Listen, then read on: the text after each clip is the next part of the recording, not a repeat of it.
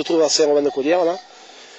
Et enfin, juste avant Saint-Romain, on est à 3 km de Saint-Romain, et je vais prendre la route vers les Lopis. Les Lopis, ça se trouve sur la commune d'Ourby, c'est à 7 km de l'Espérou exactement. Un tel déplacement parce que la grosse chaleur arrive, après-midi il fait déjà très chaud, et rester ici en basse Cévennes, ça serait impossible, il faut monter plus haut. Et je crois que si on devait être obligé effectivement d'estiver le troupeau ici, en bas, on aurait de grosses difficultés, autant pour l'herbe que pour nous. Et il faut partir, c'est le moment. C'est Médard est passé, il faut y aller. Je m'en vais avec mon troupeau qui représente à peu près, cette année, 670 bêtes. Et je vais en prendre en route à peu près autant. Bonjour, enchanté. Voilà, donc moi j'en ai pas beaucoup, j'en ai que 8. 8. Voilà. Par contre, moi, elles suivent l'homme, mais moi j'ai intérêt à... Ouais, tu vois, elles ont toujours l'habitude d'être avec elles. Ouais. Et en plus, c'est des biberons, alors elles suivent facilement les gens. Ça y est, regarde.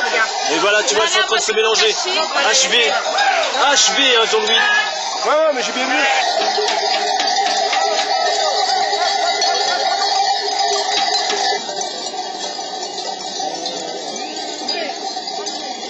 La transhumance, c'est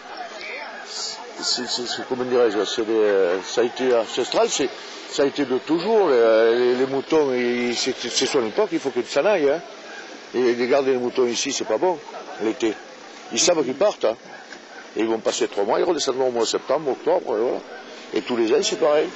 Mais les brebis, vous les lâcheriez, elles vont toutes seules à la terre, hein, elles n'ont pas besoin de vous. Hein. Alors, va le drague. Va le drague. Merci.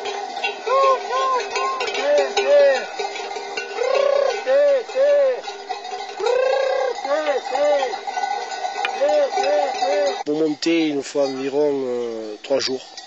3 journées, aux alentours de 20 km par jour. On fait à peu près aux alentours de 20 km par jour. Allez, filles, rentrez.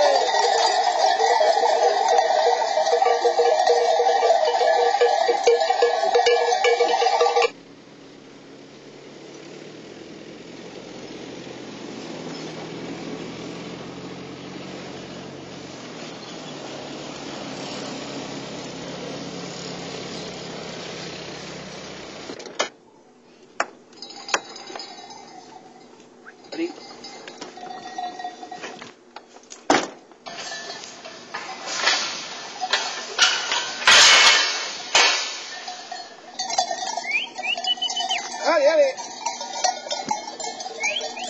Hop.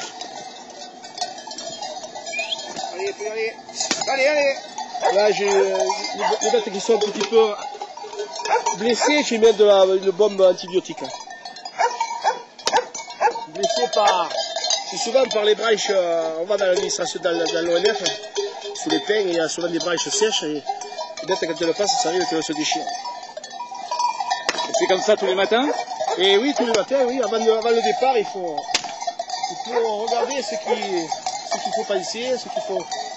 Si on a bête à piquer, il vaut mieux le faire le matin au départ, parce qu'une fois que le troupeau est dehors, c'est pas évident d'attraper les bêtes quand elles sont sur le pâturage.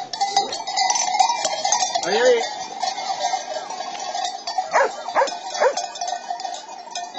Elles sont habituées, c'est que le matin, je leur donne des châtaignes ou du maïs, ça dépend. Et comme ça, elles viennent, elles entraînent les autres. Viens.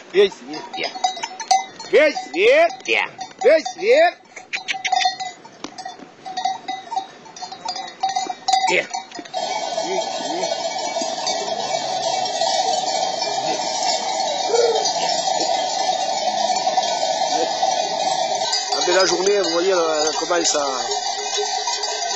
à 9h le matin, 9h30, par les soins qu'on vient d'apporter aux bêtes.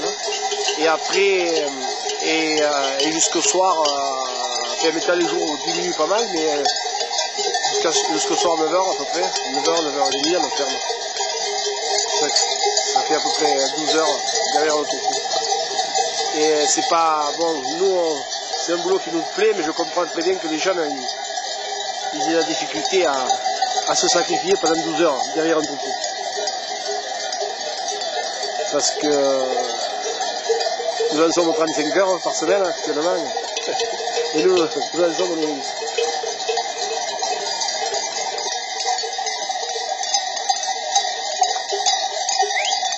C'est le dernier jour où je vais sur cette terre là, à la broie. Et demain je traverse côté Ubac. Voilà, je vais au bout de la terre là. Allez. On va finir là. Allez. Allez.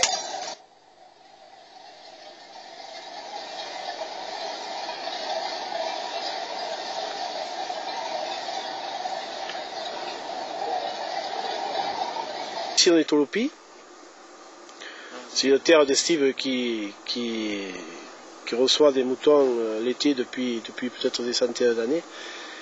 Et il se trouve que maintenant, effectivement, on a beaucoup de pâturages d'estive qui sont la propriété du parc national. C'est-à-dire qu'il y a de grosses propriétés qui se sont vendues il y a des vingtaines d'années, ou qui se vendent encore, et c'est le parc national des Cévennes qui rachète.